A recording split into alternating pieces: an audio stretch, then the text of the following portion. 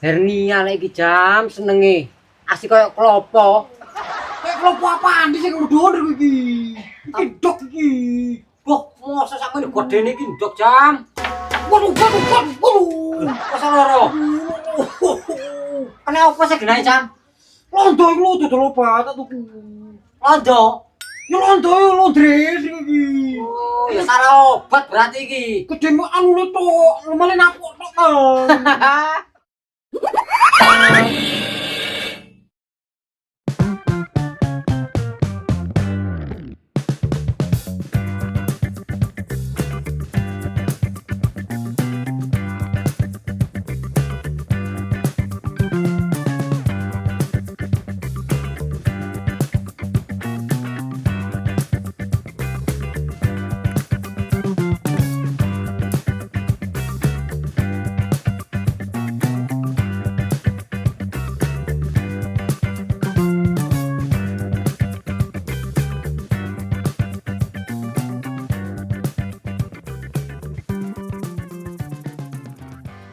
Bujangan, bujangan, bujangan, bujangan, bujangan, bujangan, bujangan, bujangan, bujangan, bujangan.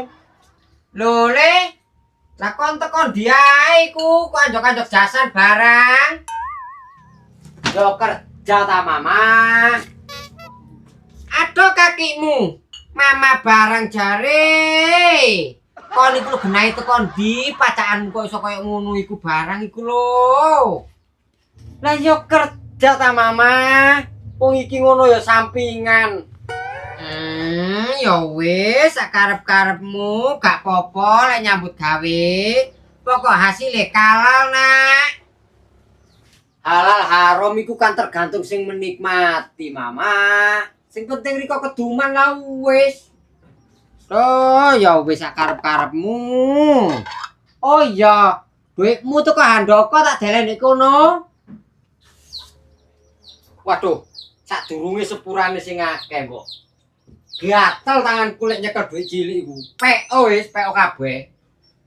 Oh, ya matur suwun, Nak. Tak dungak-dungokno rezekimu tambah lancar ya. Mang mbokne ya wis ditukokno kompor barang. Lah lek iku wis gak sepiro ta, Mbok. Engko lek aku wis oleh duit gede, riko tak jak budal semoting, tak pasangno idep, terus tak jak nel art. Loh, supaat. Lah kok iso mbokne kate-kate disupaat barang iku lho. Oh. Kuping lek tak metu dedeke ya ngono iku. Nek atiku masang kuku, Mbok. Riko cik tambah kaya mak lampir. Iya, lek kaya mak lampir terus tekene gementung kon. Ya wis ya mamaku yang cantik, aku tak budal maneh. Dungakno rezekine anakmu iki deres kaya rutune banyu udan. Iya wis Nak, tak dungak-dungakno kon rezekimu lancar. Muga-muga ya, tapi aja lali nang mbokne. Kenae nyambut gawe apa sih anakku kok moro-moro ngegetno kaya ngono. Muga-muga gak aneh-aneh maneh Gusti anakku.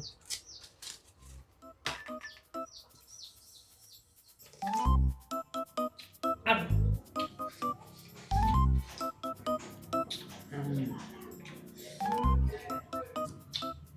Aduh.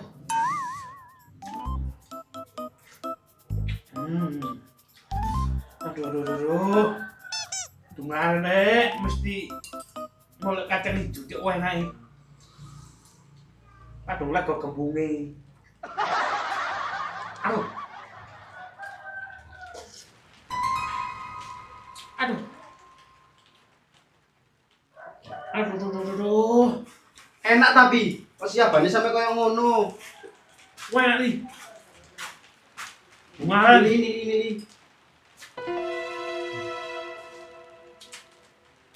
Kata tapi, well atus diisi teman, mari atus ta. Mari dah.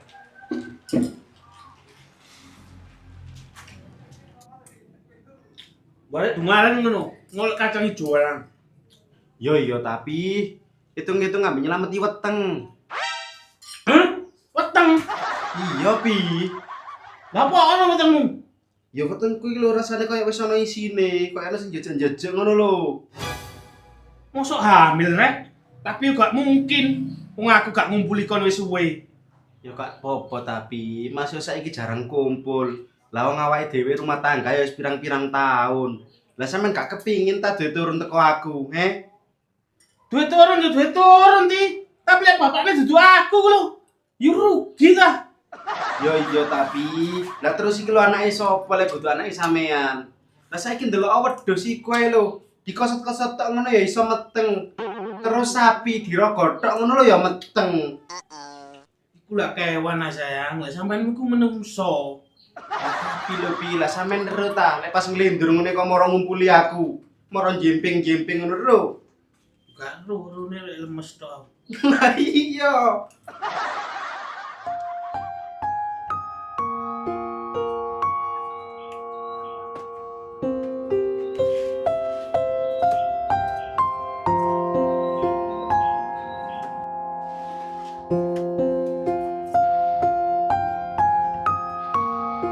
Wis le sembayang kono le mul.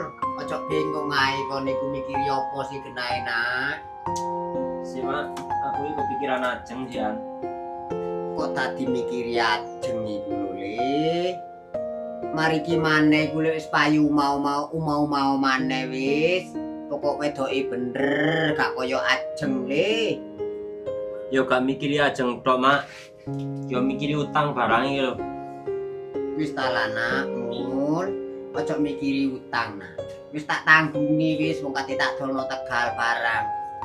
Ojo wedi le urip iku le. Urip iku mek numpang urip le.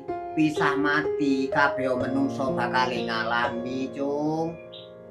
Duduk gunung, Cung, lek gak ono undak-undakane. Duduk laut lek gak ono ombake. Duduk urip, Cung, lek gak ono cobane. Tadi menungso iku ojo cengeng, Nak. Ngene lho, Le. Urip iku masih digawe dimusuh wong, masih dimusuh kanca, dielek-elek wong iku ilmu, Nak, ilmu. Ancene obat iku pahit le, leken le. Ujian niku pancen abot le. Tapi sak marine ujian iki awake dhewe sapa lu dadi lan penake, Nak. Nang sembayang kono mlebu. Iya Mak, mari kita sembayang. Tapi Mak, tak rasa-rasakno nek awak wis gak diopo-opo ngene iki. Ojo kanca, dulur, tangga. Lah wong bojo iki lu minggat. Gak usah digetuni le. Ancene wong sak donya iku ya gak ono sing apik, Nak. Belajar bener ngono lho, Nak. Sawang sinawang le genok wong penak, Nak. Ancene wong lek dadi lakon iku wong pilihanmu. Berarti lek ancene awakmu dicoba kaya ngono iku awakmu sing disayang Gusti Allah, Nak. Ilingo yo. Lah wong disayang kok dicoba terus, Mak. Sampeyan iki ono ae. Yo iya ta, Nak.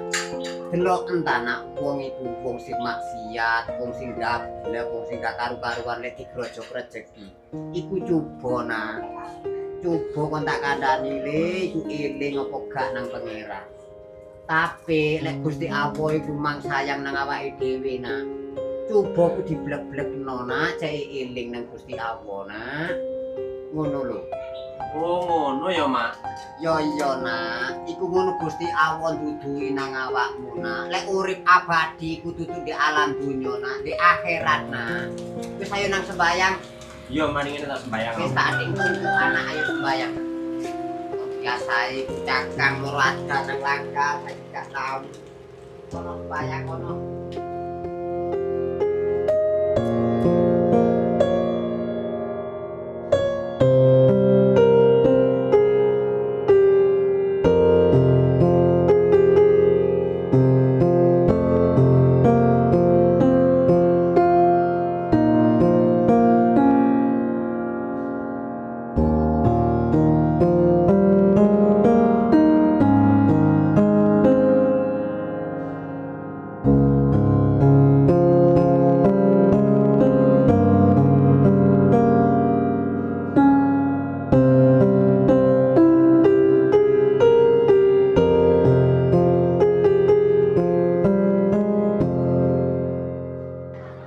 koyo curiga aku ti.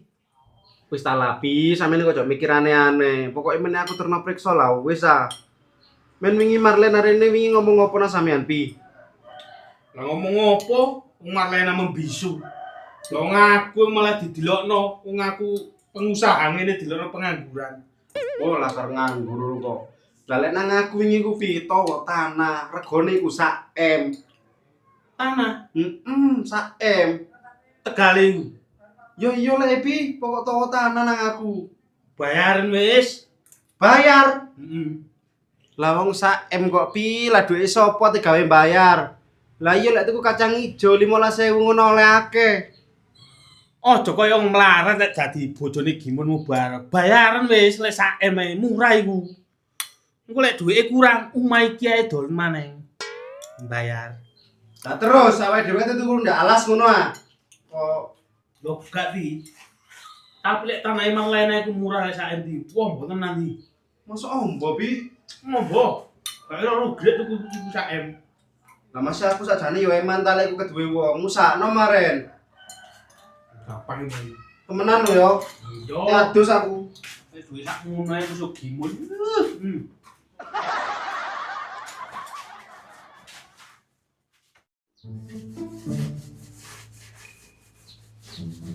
Alhamdulillah, saumur-umur sik saiki awak ngrasakno duwe kompor. Masih yo ta kompor bekas. Tapi ora apa-apa wis, sing penting duwe. Balik tole iki mari oleh rezeki apa? Kok iso nukokno aku koyo ngene iki lho. Kudu ngaren ngerti nang wong tuwek. Ngene iki kok duwe sapi siji apa loro apa telu ngono lah lutung ta tletong kena-kena gawe geni kaya wong-wong iku. Apa sih jenenge gas-gas bio apa ya apa ngono lho jere wong-wong iku.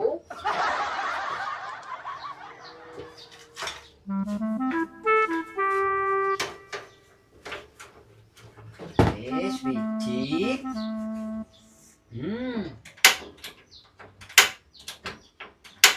Loh. Tapi kok gak urip apa iki ya?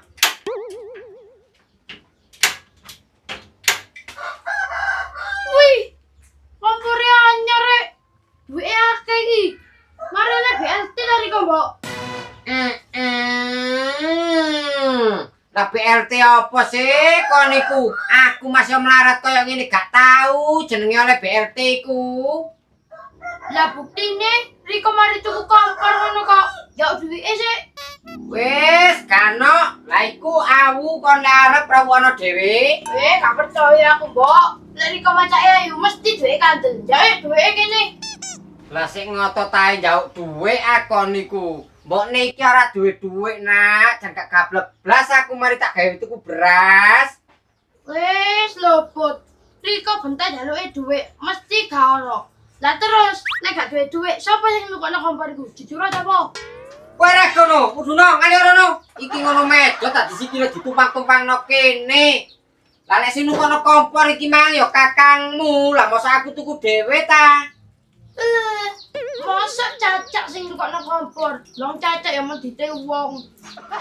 Kon gak percaya ya wis, wong anjene iki sing nukokno kakangmu kok. Salah kompor diuripi sik anyar ngene iki gak urip-urip. Oh, ya mesti ae, Mbok, gak urip. Lah buto ijone ya kena ngono. Buta ijo apa sih, Nak? Sing mah buntut iku lho, Mbok. Apa iku? Ya sing ana tulisane iku lho, Mbok. Untuk rakyat miskin. Sing jenenge bong apa-apa ngono, Mbok. Langgitmu iku pring tak kok bong barang iku. Wis babak. Tak ngenteni kakangmu ae engko wis. Tabung, Mbok. Iya wis babak ngono wis. Ya duweke Mbok, ote tuku jajan. Aduh, kon iki jan ribut picis tok ae. 500 ae ya. Pahit rek. Gawe tuku miler ya lemek loro, Mbok. Aduh, kon nek gelem ya iki, lek gak gelem ya wis.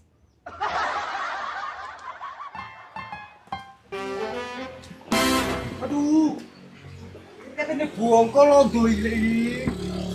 Aduh, abung ini. Wis aja Bu, utang saya lunas.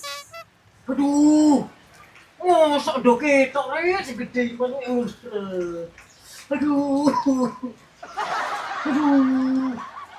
Aduh. Apa nih jam sing mungsrat? Aduh, delok ta Kang Mudun gede Kang Mudun. Ya seneng ta Mat, gede. Lah do ketok iki lho segede manuke muncrat. Loh, endok. Aduh. Aduh. Saya tak deloke. Aduh. Hernia lek iki jam senenge. Asik koyo klopo. Kayak kelompok apaan sih Kang Mudun iki? Iki dok iki. Boh, mosok sampeyan godene iki ndok jam. Waduh. Masa loro. Kenapa sih genahe jam? Londo iki lho dodol obat tuku. Londo. Ya londo londres iki. Oh, ya salah obat berarti iki. Gede anu tok, lemane napok tok kan. Ya apik tapi jam lo. Aduh, ikannya cilik kok ngene iki. Batin doke kaya ngene.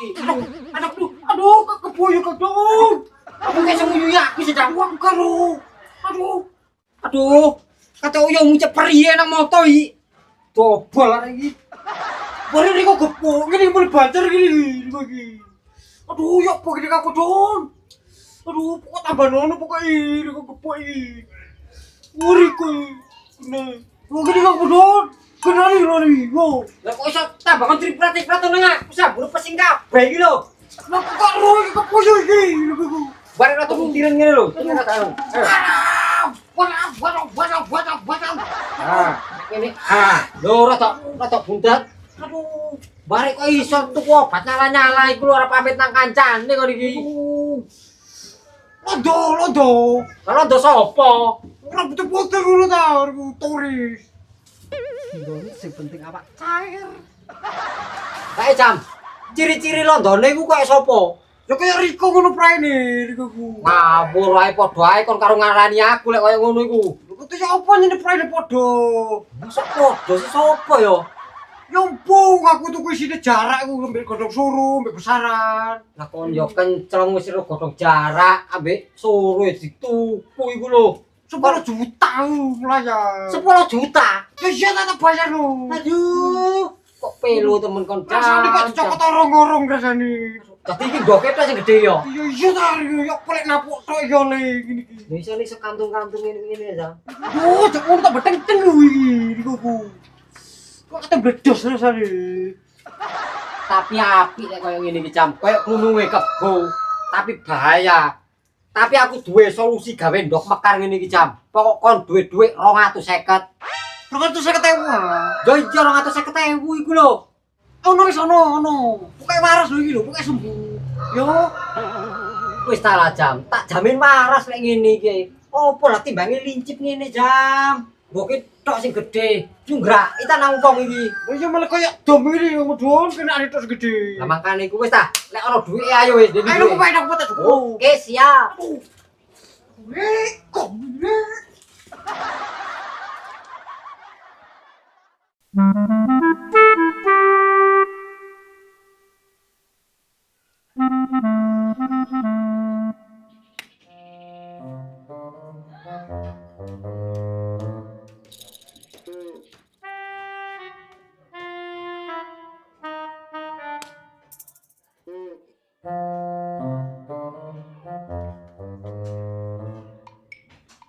Lah kan niku apa ayer? Kok merengut tok ae.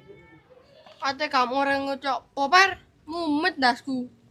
Lah ya pren apa kok mumet ae? Ngomong oh. Percuma ngomong ambek kon, gak iso ngekei solusi. Ya cok ngenyek ate. Menawa aku iso ngekei solusi. Ngene lho, Bar. Aku mari borong bote rugi, Bar. Gak ukuran lek rugi. Bare, si umbelan ae wis nebas bote. Oni, kancane mumet-mumet ngene kok. Waduh ya, terus ayo ngebri kono. Ya.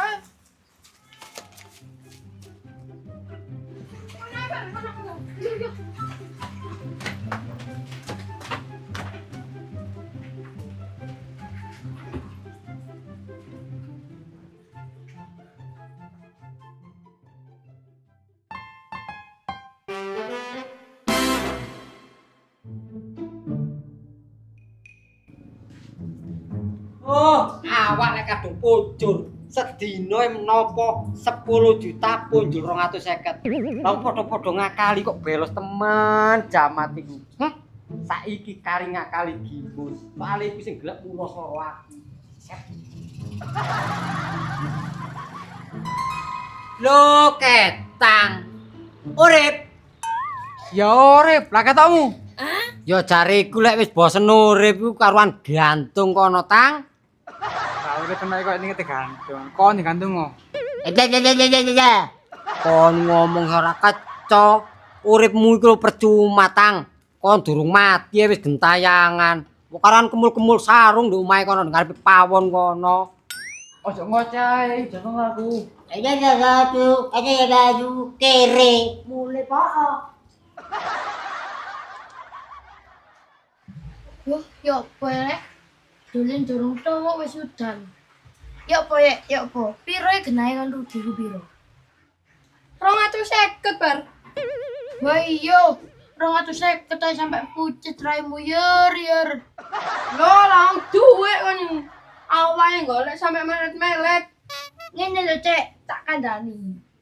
Dawe Gus Ikdam iku yer, Kanjeng Nabi iku lek mblajari awake dhewe ngekeki apa sedekah nang wong iku koyok-koyok ora wedi melarat. Menungso iku yer lek wis bisnis karo Gusti Allah iku ora bakal rugi. Kon ya ngono, lek kon ora perhitungan nang sing kuwasa ya ora bakal rugi. Oh ngono tak Gus Cepet. Yo iya, mangkane kon aja sampe perhitungan karo sing kuwasa. Wis tak uripmu bakal ketoto. Kabeh urusanmu ya bakal dientengno. Rezekimu ya bakal dilancarno. Wis ta lah manut to. Penak-penak. Iya ya, Per. Lah tapi lho, apa sing digawe sedekah? Wong ekonomiku ajur. Lah, iki ana maneh yer. Jare Gus Nafis iku, urip mek pisan aja digawe pusing. Ana ya dipangan, gak ana ya golek maneh. Ngono ae lho wis simple. Penak, Per. Sing ngomong ae, sing lakoni iki ndas koyo rengat.